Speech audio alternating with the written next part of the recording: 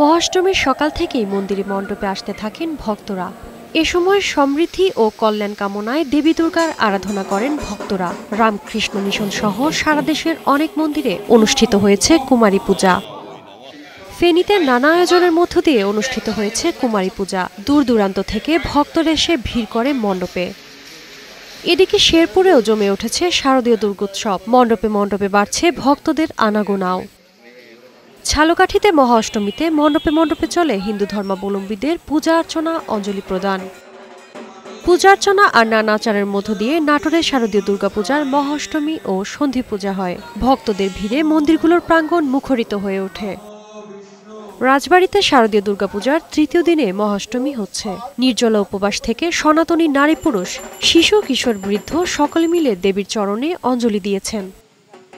এদিকে পঞ্চগড়ে পূজা মণ্ডপ পরিদর্শন করেছেন বিএনপি নেতা ফরহাদ হোসেন আজাদ। তিনি জানান, বিএনপির ভারপ্রাপ্ত চেয়ারম্যান তারেক রহমানের নির্দেশে জেলার প্রতিটি মন্দিরে নিরাপত্তায় কাজ করছে যুবদল, স্বেচ্ছাসেবক দল, ছাত্রদল সহ সংগঠনের নেতাকর্মীরা। বিজয়া দশমীর দেবী বিসর্জন দেওয়ার পূর্ব মুহূর্ত পর্যন্ত